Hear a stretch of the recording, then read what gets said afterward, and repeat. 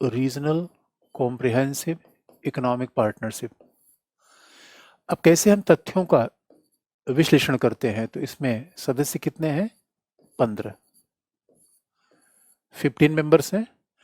और आप देखिए 15 मेंबर्स में दुनिया की लगभग 30% पॉपुलेशन और लगभग 30% जीडीपी, ग्लोबल जीडीपी की बात की जा रही है।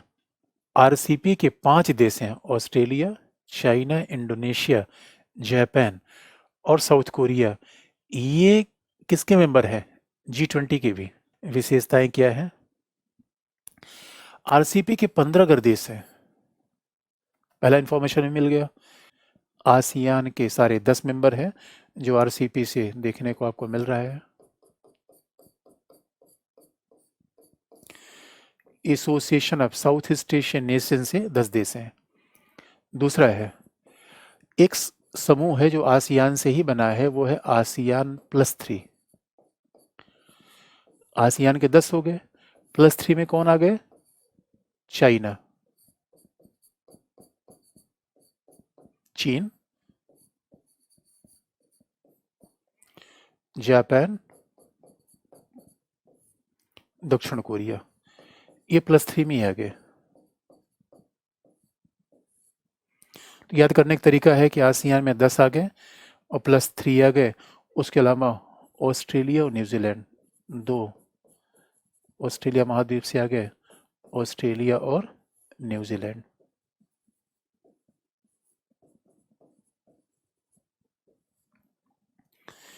तो ये आरसीपी के 15 देश हैं। RCP regional comprehensive economic partnership, क्षेत्रीय समग्र आर्थिक सहभागिता।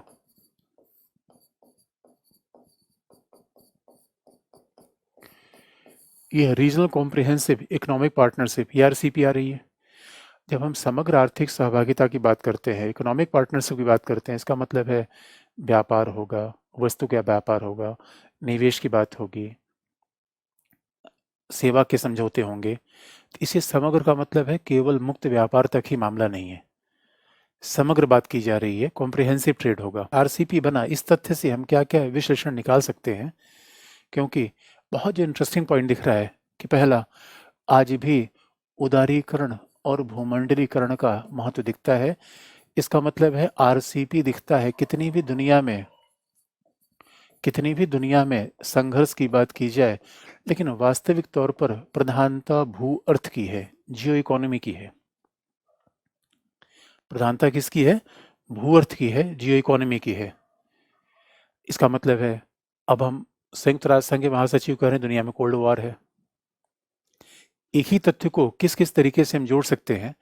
संयुक्त राष्ट्र संघ के महासचिव कहना है दुनिया में कोल्ड वॉर चल रहा है। नील फर्ग्यूसन जैसे इतिहासकार ने कह दिया कि दुनिया में नया कोल्ड वॉर चल रहा है। और नया कोल्ड वॉर क्यों कहा गया? क्योंकि अमेरिका और चीन के बीच संघर्ष है। दूसरी बात ये कह दी गई, लेकिन अगर आरसीपी को एग्जाम्पल देखिए तो क्या आपको लगता है क्या कि दुनिया में कोल्ड वॉर चल रहा है? उत्तर बिल्कुल बोल्ड से आएगा, नहीं। कि दुनिया में कोल्ड वॉर है, सवाल ही पैदा नहीं होता। बल्कि वास्तविक तो है दुनिया में एकरूपता बन रही है, आर्थिक सहयोग बढ़ रहा है। क्योंकि कोल्ड वॉर की एक विशेषता थी, जिनके साथ संघर्ष होते थे उनके साथ व्यापार नहीं होते थे। कोल्ड वॉर में दुनिया में सैनिक संगठन बट रहा था, और इससे अभी भी दुनिया सैनिक संगठनों में बटी हुई थी, आर्थिक समूहों में नहीं।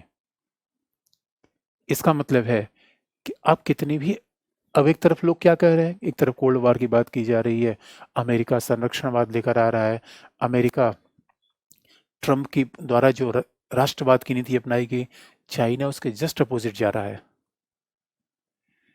यानी ये दुनिया में लोगों ने कहा संरक्षणवाद आ जाएगा, राष्ट्रवाद आ जाएगा, बल्कि कहा जाता है कि ये एक जमाना था जब अमेरिका उदारीकरण भूमंडलीकरण को लेकर आगे बढ़ा।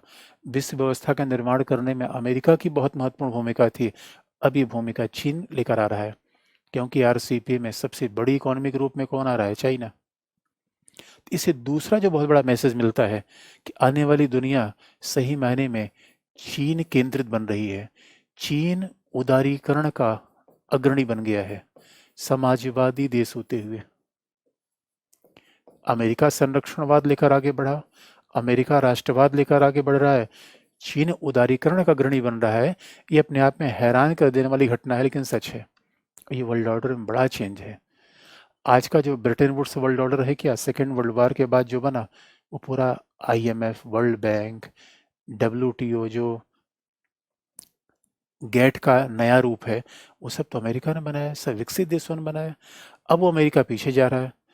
अभी आने वाला समय बताएगा क्या बिडेन, क्या आने वाले अमेरिका के अगले राष्ट्रपति क्या इस संरक्षणवाद की नीति को बदलेंगे, क्या ग्लोबलिज्म को चेंज करेंगे? क्योंकि ध्यान में रखने की बात यह है कि ट्रंप ने क्या खत्म किया था। ट्रंप ने TPP खत्म कर दिया, ट्रांस पैसिफिक पार्टनरशिप।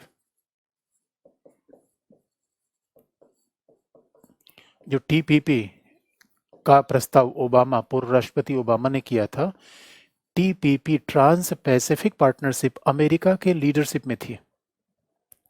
और ट्रांस पैसिफिक पार्टनरशिप में अमेरिका के अलावा कुछ लैटिन अमेरिका के देश भी थे, मैक्सिको, पेरू, इनको भी शामिल करने की बात थी।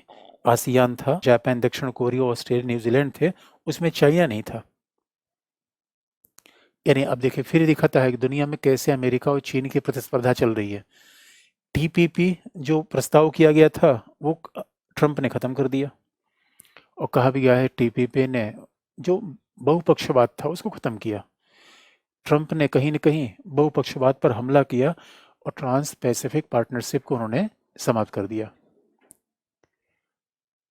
जबकि चीन उसके खिलाफ RCP लेकर आगे बढ़ गया। लेकिन अब इंडिया के लिए चैलेंज दोनों में था।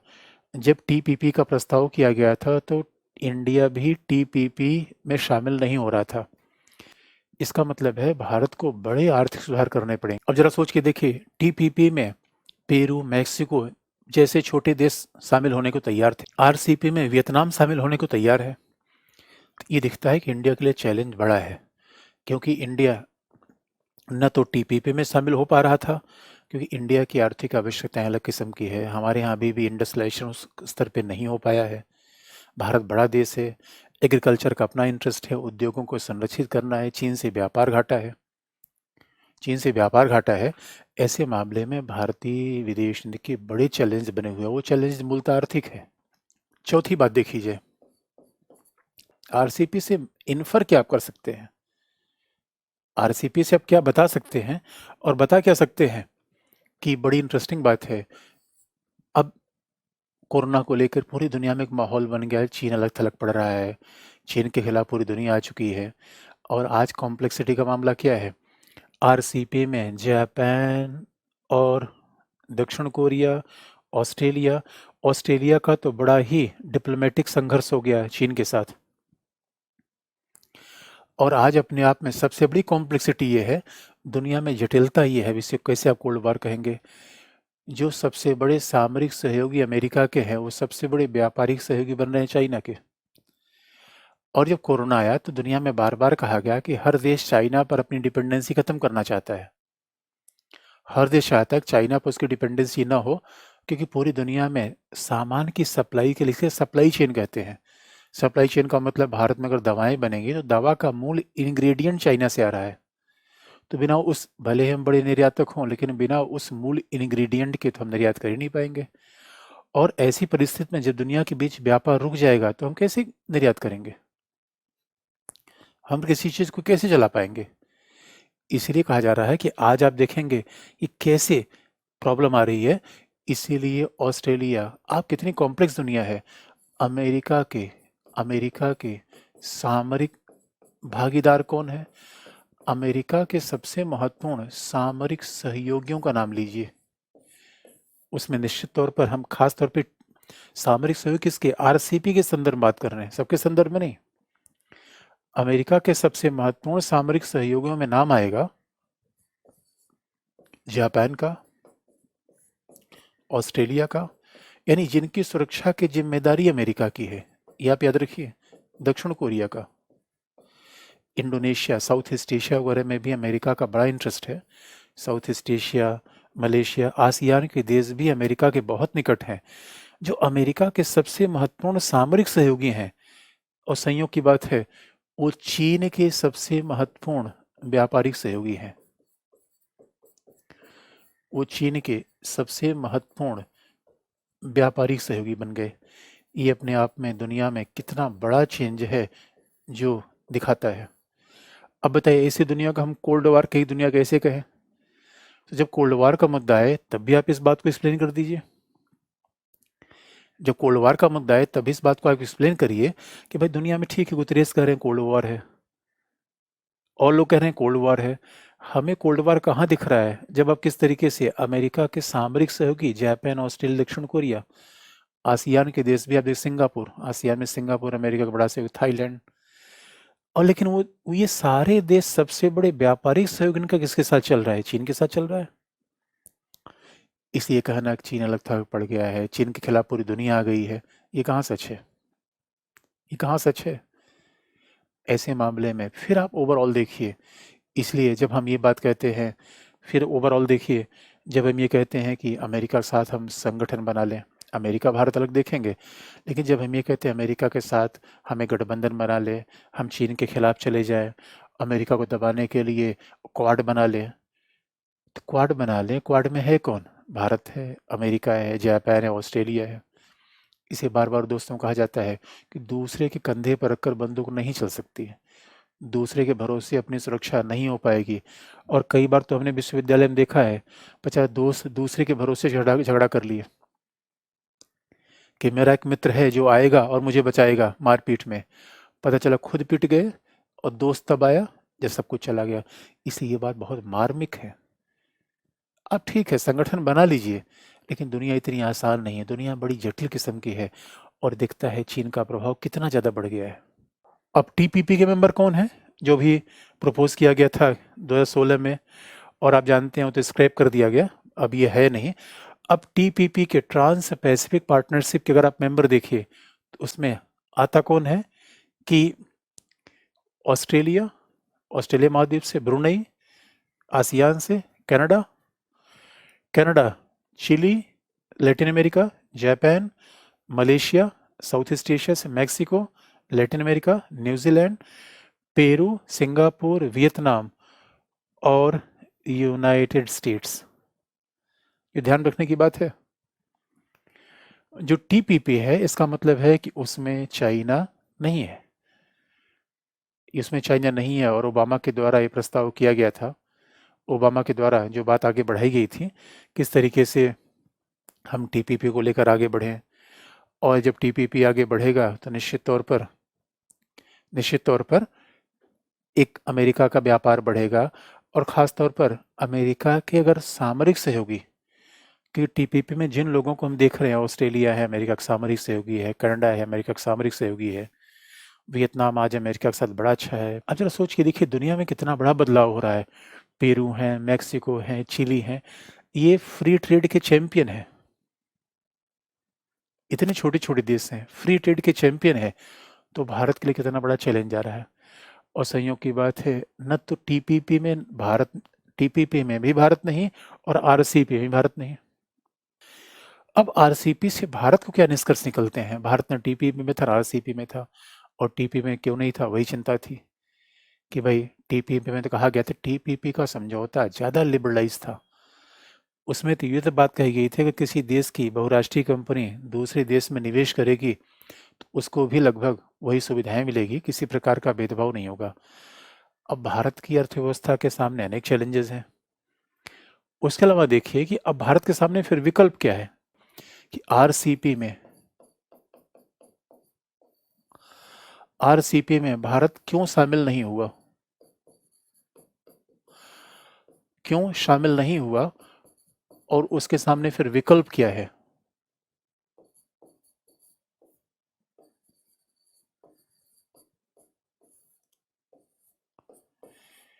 चैलेंजेस क्या है, विकल्प क्या है? तो आरसीपी में भारत शामिल क्यों नहीं हुआ? तो पॉइंट नंबर 1, शामिल क्यों नहीं हुआ? तो बहुत स्पष्ट कारण है कि चीन के साथ व्यापार घाटा, क्योंकि आरसीपी में शामिल हो जाने का मतलब है कि चीन के साथ परोक्ष रूप में हमारा मुक्त व्यापार समझौता हो ही जाएगा। क्योंकि अगर हम चीन के साथ मुक्त व्यापार समझौता करना चाहते हैं तो निश्चित तौर पर ये भारत के लिए बड़ा ही घाटे का मामला होगा, क्योंकि भारत की तो पूरी मैन्युफैक्चरिंग इंडस्ट्री जो थोड़ा मोड़ा भी है भी, वो सब खत्म हो जाएगी, वो सब बर्बाद हो जाएगी। तो ऐसी परिस्थितियों में हम चीन के साथ मुक्त व्यापार समझौता न करें और आरसीपी में शामिल हो जाए, तो आरसीपी तो मुक्त व्यापार समझौते से भी एक कदम आगे चल के बढ़े, कॉम्प्रहेंसिव है। इसे वस्तु का भी, सेवा का, कृषि का, निवेश का भी समझौता, तो वो हमारे लिए ठीक नहीं होगा। तो मेन कंसर्न तो चीन के साथ आ रहा है, चीन के साथ आ रहा है। और तीसरा, कहीं न कहीं एक मामला बढ़ेगा ही, चीन के साथ हमारा सीमा पे बड़ा संघर्ष है और चीन के साथ हमारे तनावपूर्ण संबंध है। तो भारत ने अभी पॉलिसी क्या अपना रखी है कि अगर चीन का व्यवहार इस तरीके से आक्रामक रहा, सीमा विवाद अगर बना हुआ है, तो फिर चीन के साथ सहयोग, सीमा विवाद की स्थिति में सहयोग शायद मुमकिन नहीं हो पाएगा। सीमा विवाद की स्थिति में सहयोग शायद मुमकिन नहीं हो पाएगा। ये हम इसलिए शामिल नहीं हुए, हम आरसीपी में शामिल नहीं हुए, तो कारण ये बड़ा साफ दिख रहा है। और दूसरी बात है, क्योंकि इसीलिए हम करें make in India, local, vocal for local, तो भारत का प्रयास तो इसी तरीके से चल रहा है। लेकिन चैलेंजेस क्या है आरसीपी में शामिल होने के, फिर न शामिल होने के चैलेंजेस क्या क्या है? देखिए, चैलेंज पहला जापान जो आरसीपी के पार्ट है, दक्षिण कोरिया जो आरसीपी के पार्ट है, आसियान जो ASEAN association of south east Asian nation, दक्षिणी पूर्वी एशियाई देश, आसियान जिसके पार्ट है, इनके साथ भारत का मुक्त व्यापार समझौता है।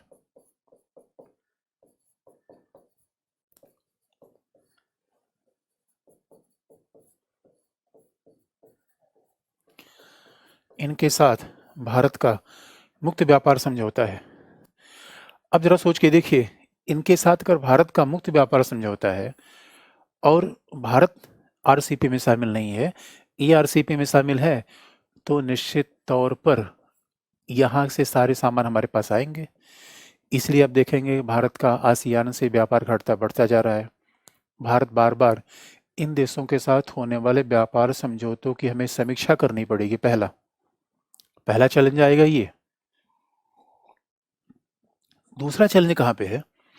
तो स्वाभाविक रूप में जापान, दक्षिण कोरिया, आसियान, इन सब के साथ हमारा फ्री ट्रेड एग्रीमेंट है। और अगर इनके साथ हमारा फ्री ट्रेड एग्रीमेंट है और हम उस समझौते में शामिल नहीं है, ये तो बड़ी अजीब सी बात है कि चाइना के साथ हमारा फ्री ट्रेड एग्रीमेंट करना नहीं चाहते, इनका फ्री ट्रेड एग्रीमेंट चाइना के साथ हो गया आरसीपी के माध्यम से, फिर तो हमारे यहाँ सारी चीज़ पहुँच जाएगी। अब उसको हम कैसे रोक पाएंगे? पहला चैलेंज ये है। दूसरा चैलेंज एक बड़ा है, अगर भारत एक महाशक्ति है, अपना प्रभाव बढ़ाना चाहता है और वैश्विक रूप में आगे बढ़ना चाहते हैं, तो संयोग की बात है कि भारत का ऐसे वैश्विक मंचों पर अनुपस्थित होना ये ठीक बात नहीं है। क्यों? दूसरी समस्या कहाँ पर आ रही है? आप देखेंगे एपेक में इंडिया नहीं है, Asia Pacific economic cooperation APEC में हम नहीं है, एपेक में हम नहीं है, एशिया पैसिफिक इकोनॉमिक कोऑपरेशन, एशिया प्रशांत आर्थिक सहयोग संगठन जो बना 89 में, आज नहीं बना है, लेकिन फिर भी उसमें अभी तक हम नहीं है। 89 की हमारी परिस्थितियां अलग थी, आज की परिस्थितियां अलग है, लेकिन संयोग की बात है आज तक हम उसमें शामिल हो नहीं पाए, पहला, या एपेक का विस्तार नहीं हो पाया, दोनों बातें ठीक है। लेकिन एपेक में न होना एक अलग बात है। उसके बाद जो कम से कम 2020 में का आरसीपी बन रहा है, तो उसमें वो सारे देश हैं जिनके साथ हमारे अच्छे संबंध हैं। अगर कुल मिला के विवाद आ रहा है, वो चीन पे ही तो आ रहा है। लेकिन क्या चीन के कारण किसी मल्टीलेटरल संगठन में, बहुपक्षीय सहयोग समूह में न जाना, क्या ये चैलेंज नहीं है? तो सवाल है कि भारत किस बात का महाशक्ति? भाई दुनिया में देखिए, अलग थलग रहने का विकल्प तो नहीं होता। जब दुनिया में समस्याएं हैं तो विकल्प 3 होते हैं। पहला, या तो हम नई व्यवस्था विकल्प में बना लें, या हम वर्तमान दुनिया को छोड़ के भाग जाएं। भाई 2 ही 3 विकल्प तो आपके सामने होंगे। या तो हम वर्तमान दुनिया में एक नई व्यवस्था बना लें, या जो है उसको छोड़ के भाग जाएं, और तीसरा, फिर या तो हम एकदम से दुनिया में अलग थलग जाके बैठ जाए, ये दुनिया है महफिल मेरे काम की नहीं। अब तीनों विकल्प में समस्याएं हैं। इसलिए याद रखिए, अगर दुनिया में समस्या है तो भागने का विकल्प तो होता नहीं, इस दुनिया में रहना पड़ेगा। अलग-थलग होने का विकल्प होता नहीं, चाइना से अब अलग-थलग कहाँ होंगे? हर जगह चाइना होगा। तो फिर आपका निष्कर्ष ये निकल रहा होगा कि अच्छा फिर तो भारत ने गलती की यार, भारत में तो ये समस्या है। नहीं, नहीं।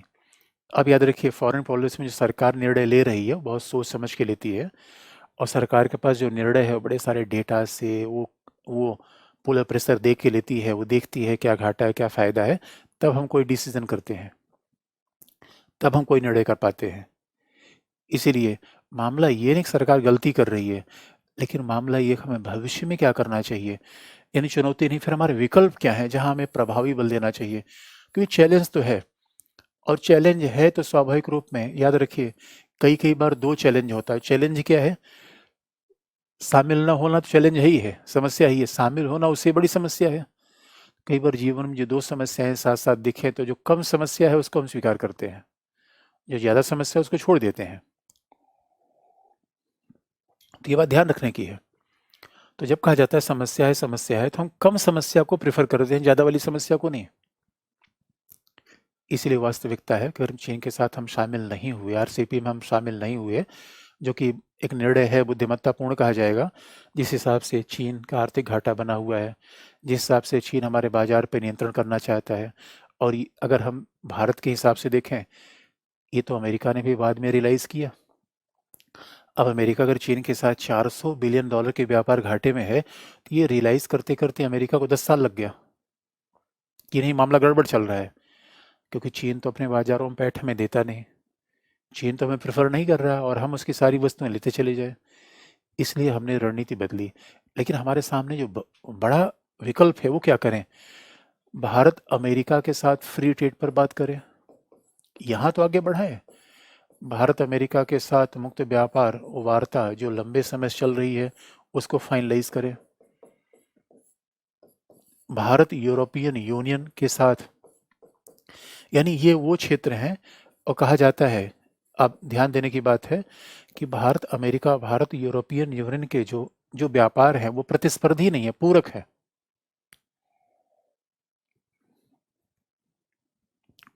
भारत और यूरोपियन यूनियन के जो व्यापारिक संबंध, जो बाजार है, वो प्रतिस्पर्धी नहीं है। जबकि अमेरिका चाइना कहीं न कहीं मामला प्रतिस्पर्धात्मक है, जो हम बेचते हैं वही चाइना बेचता है। यूरोप और अमेरिका के साथ हमारी व्यापारिक संबंध कैसे हैं? वो पूरक है। यानी जो हम बेचते हैं वो नहीं बेचते, जो वो निर्यात करते हैं वो हम निर्यात नहीं करते।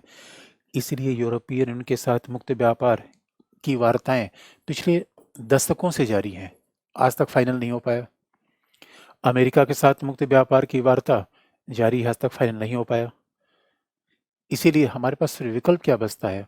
अफ्रीकी देशों के साथ व्यापार बढ़ाइए, पश्चिम एशिया के साथ, आसियान के साथ अपने व्यापार सुदृढ़ करिए, और कुल मिलाकर मेक इन इंडिया अच्छा किया जाए। और अंदर के भी विकल्प हैं कि डूइंग ईज़ अ बिज़नेस अच्छा किया जाए। मेक इन इंडिया कार्यक्रम प्रभावशाली बनाया जाए, जिससे भारत को आर्थिक रूप में प्रभावी बनाया जाए, और कहीं न कहीं विश्व अर्थव्यवस्था में जब तक भारत का प्रभाव नहीं बढ़ेगा, तब तक हमारी महाशक्ति का दावा केवल सैन्य विकल्पों पर प्रभावकारी नहीं होगा। यानी हमारे पास सॉफ्ट पावर है, हमारे पास हार्ड पावर भी है, लेकिन आर्थिक शक्ति को और बढ़ाने की आवश्यकता महसूस की जा रही है, और होनी ही चाहिए वो।